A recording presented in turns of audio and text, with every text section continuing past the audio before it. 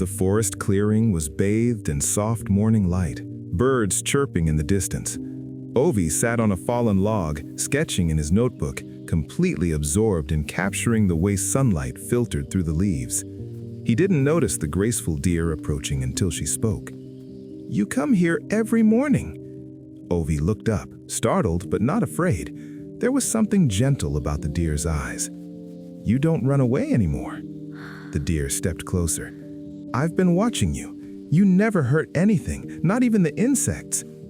Ovi closed his notebook and smiled. "My grandfather says the forest teaches better than any book. I'm trying to learn."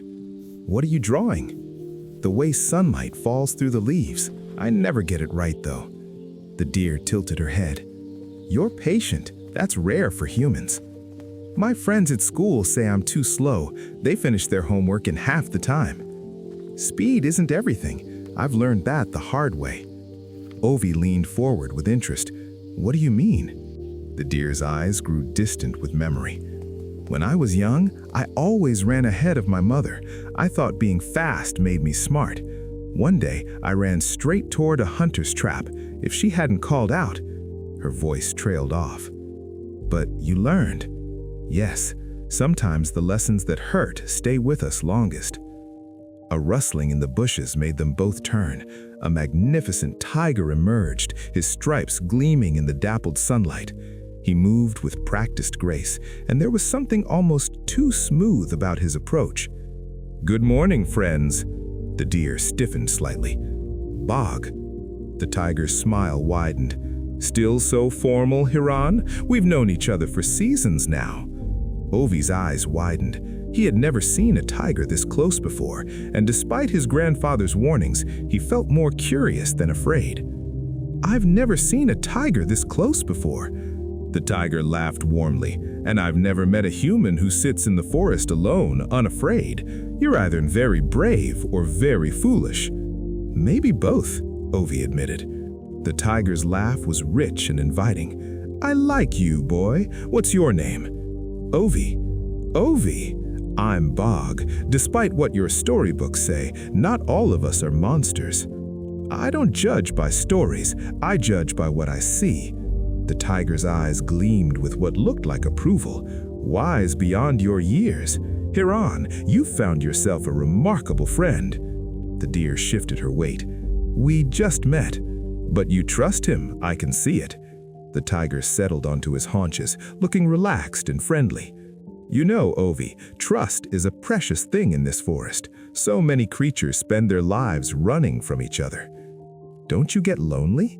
Something flickered across the tiger's face. "Terribly. That's why when I find someone genuine, I hold on tight, like Hiran here. We've helped each other many times, haven't we?" There was a brief pause before the deer responded. "You've been kind." "Kind? I saved your fawn from the flood last monsoon, remember?" "I remember." Ovi looked at the tiger with newfound respect. "That was brave of you." "It's what friends do." The tiger's tone became more serious. "Actually, Hiran, I came to ask for your help." "My help?" "There's a new water source on the eastern edge, clearer than the stream we share, but the path is dangerous, full of thorns and steep rocks. I'm too heavy to test if the ground is safe, but you, with your light hooves..." The deer's ears twitched nervously. "You want me to check if it's safe?" "Only if you're willing. I wouldn't ask if it wasn't important. The stream is running low, and we'll all need water soon." Ovi straightened up. "I could go with Hiran. 2 sets of eyes are better than 1. No. The tiger's voice was firm but gentle. "Too dangerous for a human child. The rocks are sharp, and the path is narrow. One wrong step, and well, Hiran knows these terrains. Don't you, friend?" The deer hesitated, her hooves shifting against the ground. "When do you need to know?" "Before sunset? The journey takes time, I know, but if we're to find water before the dry season truly hits..." "I'll go after midday." The tiger stood, satisfaction crossing his features. "You're a true friend, Hiran.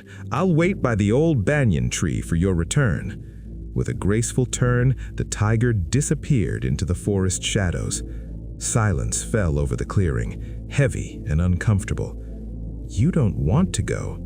The deer let out a breath. "Is that obvious? You stood differently when he was here, tighter, like you were holding your breath. You noticed things." Ovi picked up a small stick and began drawing patterns in the dirt. "My grandfather says people show you who they are, but you have to pay attention. Why don't you trust him?" "I do trust him. He did save my fawn, and he's never hurt me. But..." The deer walked in a small circle, restless. "But sometimes, I don't know, the way he speaks feels rehearsed, like he's thought about every word before saying it. Maybe he's just careful. Maybe. Do you know where this water source is?" "I've heard of it. The eastern path leads to a cliff edge. There's a pool at the bottom, but the way down is treacherous. Has anyone ever gone there?" "The monkeys talk about it. They say it's beautiful but dangerous. The rocks are loose, and the climb back up is nearly impossible for larger animals." Ovi stopped drawing and looked up sharply. "Then why would Bagh send you?" "To check if it's safe for everyone. You're lighter than him, but you're not a climber. If it's hard for you, it'll be impossible for him." The deer stopped moving, her eyes widening with realization. "You're right." Unless he doesn't plan to go down himself, why would he need to know about water he can't reach? Ovi stood up, brushing dirt from his hands. "I don't know, but something doesn't fit." "You think he's lying?" "I think..." Ovi chose his words carefully. "My grandfather also says that when someone rushes you to make a decision, it's because they don't want you to think too carefully." "He didn't rush me, didn't he? Before sunset, the dry season is coming. The stream is running low. All reasons to hurry." "The stream is running low. I've seen it. Can I show you something?" "What?" "Come with me." They walked together through the forest, the boy and the deer side by side. The sound of running water grew louder with each step. When they emerged at the stream, the deer froze. "Look!" The stream flowed clear and full, sparkling in the sunlight like liquid diamonds. It's fuller than I remember. We had rain 3 nights ago. This will last for weeks." The deer stared at the water, confusion and something darker crossing her features. "Then why would he say..." "I don't know, but maybe before you risk your life, we should understand why." "I gave my word." "You can still keep it. Just ask him one question first." "What question?" "Why he needs to know about water he can't reach." They sat quietly by the stream, the water rushing past them with its own ancient wisdom. "I've known Bagh for 2 seasons. He's been nothing but kind." Ovi picked up a smooth stone and turned it over in his hands. "Kind people can still deceive. Sometimes they're the best at it." "You're very young to be so suspicious." "My father trusted his business partner for 5 years. The man smiled at every family dinner. He helped me with my homework. Then one day, he disappeared with everything we had." The deer lowered her head. "I'm sorry. My grandfather says it taught us something valuable, that real trust isn't given quickly, and real friendship doesn't need constant tests to prove itself." "Bagh saved my fawn. Did you see him do it?" The question hung in the air. The deer's silence was answer enough. No. I was searching upstream. When I returned, he was with my baby, both of them wet. He said he'd pulled her from the flood." "And you believed him?" "Why wouldn't I?" Ovi threw the stone into the stream, watching the ripples spread. "Because sometimes the person who saves you from danger is the same person who put you in it." "That's a terrible thought." "It is, but it's also sometimes true." The wind rustled through the trees, and for a long moment, neither spoke. "What do I do?" "I think you already know." "Talk to him. Ask your question, watch his face, listen not just to what he says, but how he says it." "Will you come with me?" "If you want me to." "I do." The old banyan tree stood like a silent guardian at the edge of the clearing. The tiger was waiting beneath it, grooming his paws with careful precision. He looked up as they approached, his expression brightening. "Hiran, back so soon? Did you already check the path?" "No, I came to ask you something first." The tiger's paw paused mid-lick. "Of course, friend, anything. If the water is at the bottom of a cliff and the path is too dangerous for you to climb down, why do you need to know about it?" For just a moment, something flickered behind the tiger's eyes. Then the warm smile returned, but it seemed colder now, more calculated. "I see you've brought your human friend along. Has he been filling your head with doubts?" Ovi stepped forward. "I just asked her to think." The tiger's tail began to twitch. "Thinking is dangerous when it comes between friends. Hiran, I'm disappointed. After all we've been through." "You didn't answer my question." "Because the question is insulting. It suggests I have ulterior motives." The deer stood her ground, her voice steady despite the tremor in her legs. "I'm not accusing you of anything. I'm simply asking." The tiger rose to his full height, and suddenly the clearing felt much smaller. The friendly demeanor was slipping away like a mask. "I need to know because other animals could use it. Smaller creatures, the rabbits, the birds. I was thinking of the whole forest, not just myself." "Why didn't you ask the rabbits to check then, or the monkeys who already know the path?"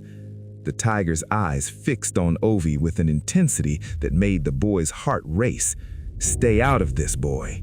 "He's my friend. Speak to him with respect." The words came from the deer, clear and firm. "Friend? You've known him for what, a few mornings? I've been there for you for seasons." "Then tell me the truth. Why did you want me to go to the cliff?" The silence that followed was heavy with tension. The tiger's muscles coiled and uncoiled beneath his striped fur. "You really want to know?" Yes. The tiger took a step forward. "Because at the bottom of that cliff, there's a cave, and in that cave there's a pack of wild dogs that have been encroaching on my territory. I wanted you to disturb them, draw them out, so I could see their numbers, so I could plan."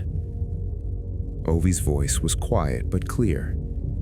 "You wanted her to be bait?" "I wanted her to help me protect this forest. Those dogs are dangerous. They hunt in packs. They'll kill everything." "And you thought I'd be safe doing this?" "You're fast. You could outrun them." The deer's eyes narrowed. "Could my fawn have outrun the flood last monsoon?" The tiger went very still. "What? Did you save her, or did you push her in?" For a moment, the mask fell away completely. Rage and something like grudging respect flashed across the tiger's face. Then he forced himself calm, but the facade was cracking.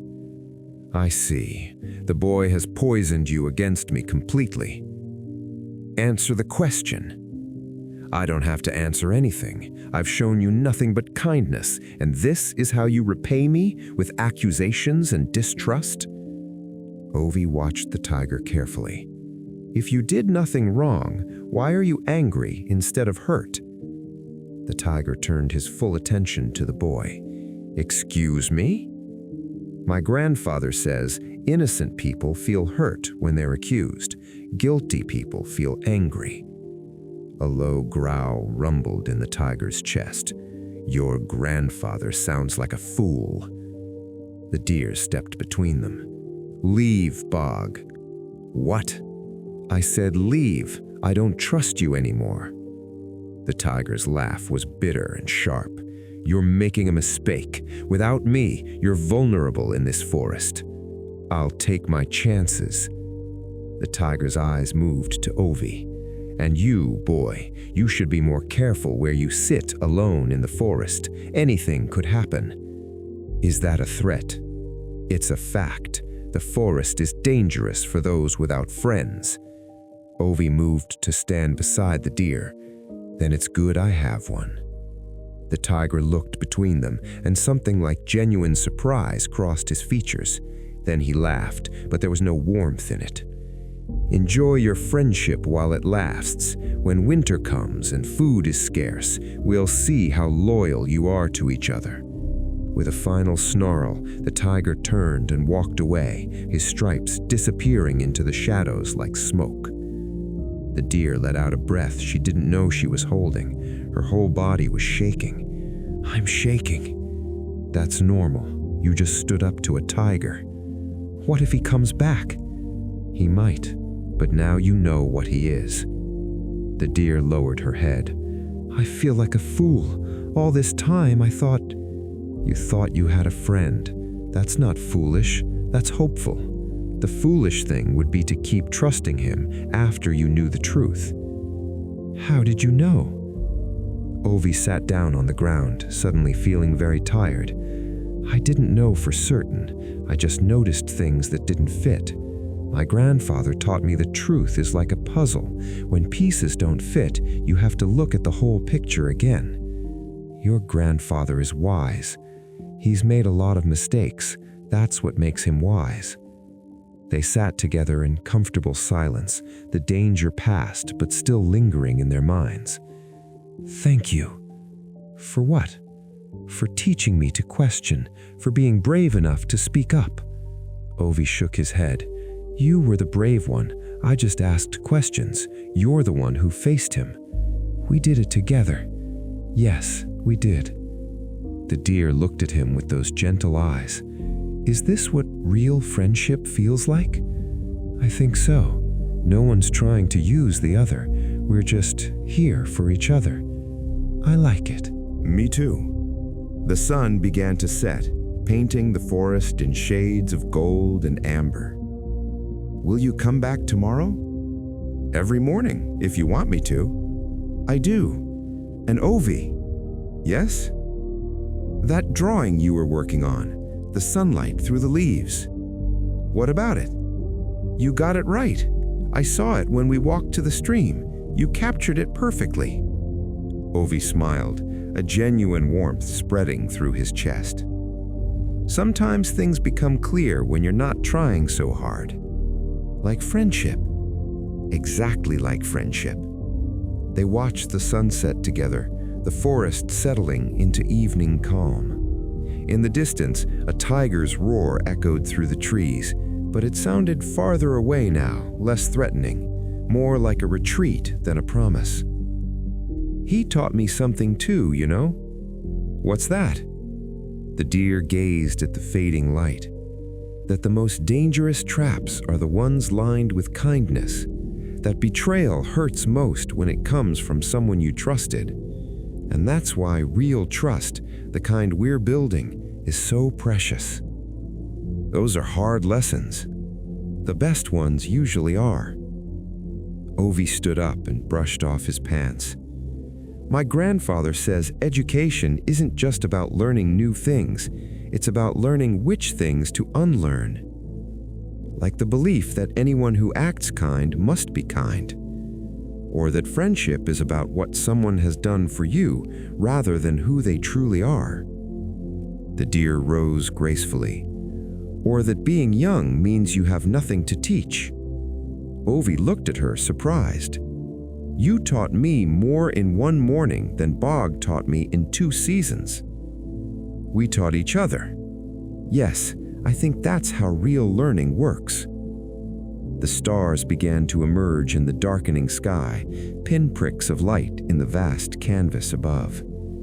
"I should go home before my grandfather worries." "Will you see me tomorrow?" "You know where to find me. Same log, same notebook." The deer's eyes sparkled with amusement. "Same terrible drawings of sunlight?" "You said I got it right." "I said you got one right.